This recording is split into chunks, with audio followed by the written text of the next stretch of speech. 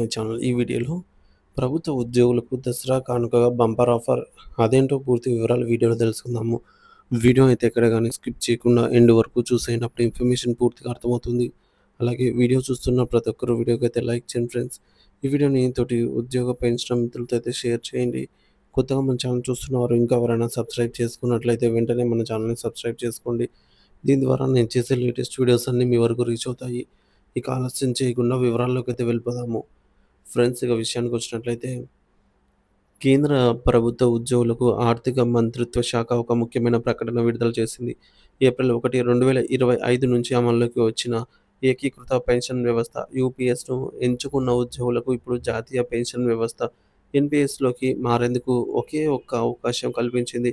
ఇది ఒక one time, one way సదుపాయం. అంటే ఉద్యోగులు యూపీఎస్ నుంచి ఎన్‌పీఎస్‌కి మారవచ్చు. కానీ తిరిగి ఎన్‌పీఎస్ నుంచి యూపీఎస్‌లోకి మారడం అనేది సాధ్యం కాదనమాట. వన్ వే మాత్రమే. మరి ఈ అవకాశం ఎవరికంటే జూలై 20 నాటికి యూపీఎస్ పద్ధతిని ఎంచుకున్న కేంద్ర ప్రభుత్వ ఉద్యోగుల సంఖ్య 31,555కు చేరింది. ఈ ఉద్యోగులందరికీ అలాగే యూపీఎస్‌ను ఎంచుకున్న ప్రతి ఒక్కరికి ఈ అవకాశం అయితే వర్తిస్తుంది. యూపీఎస్‌ను ఎంచుకోవడానికి చివరి తేదీ సెప్టెంబర్ 30గా అయితే నిర్ణయించడం జరిగింది. ఇంకా ముఖ్యమైన తేదీలు మరియు నిబంధనలు. వన్ టైమ్, వన్ వే అవకాశం. ఈ అవకాశం ఉద్యోగుల జీవితకాలంలో ఒకసారి మాత్రమే లభిస్తుంది. మారుతున్న తేదీ. యూపీఎస్ నుంచి ఎన్‌పీఎస్‌కు మారాలని నిర్ణయించుకున్న ఉద్యోగులు తమ పదవీ విరమణ తేదీకి 1 సంవత్సరం ముందు వరకు లేదా స్వచ్ఛంద పదవీ విరమణకు 3 నెలల ముందు వరకు తమ నిర్ణయాన్ని తెలియజేయవచ్చు. చివరి తేదీ.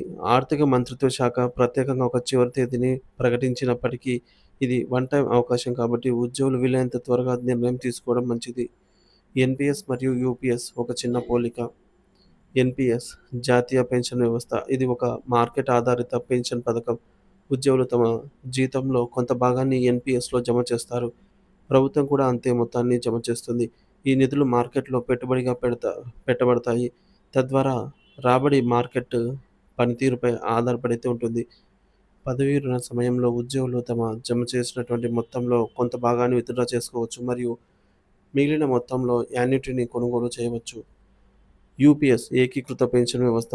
దీనికి సంబంధించిన పూర్తి వివరాలు ఇంకా స్పష్టంగా లేనప్పటికీ ఇది ఒక స్థిరమైన హామీతో కూడిన పెన్షన్ పథకం అని భావిస్తున్నారు. అదనపు సమాచారం అయితే ఇక ఉద్యోగులకు సలహా. ఈ వన్ టైమ్, వన్ వే అవకాశం కేంద్ర ప్రభుత్వ ఉద్యోగులందరికీ ఒక కీలకమైన నిర్ణయం తీసుకోవడానికి ఉద్దేశించబడింది. ఉద్యోగులు ఎన్‌పీఎస్ మరియు యూపీఎస్‌ల లాభాలను క్షుణ్ణంగా పరిశీలించి వారి దీర్ఘకాలిక ఆర్థిక లక్ష్యాలకు ఏది అనుకూలమో నిర్ణయించుకోవాలి. అవసరమైతే ఆర్థిక నిపుణుల సలహా కూడా తీసుకోవడం మంచిది. ఈ నిర్ణయాన్ని ఉద్యోగుల భవిష్యత్తు, పెన్షన్ మరియు ఆర్థిక భద్రతపై గణనీయమైన ప్రభావాన్ని అయితే చూపుతుంది.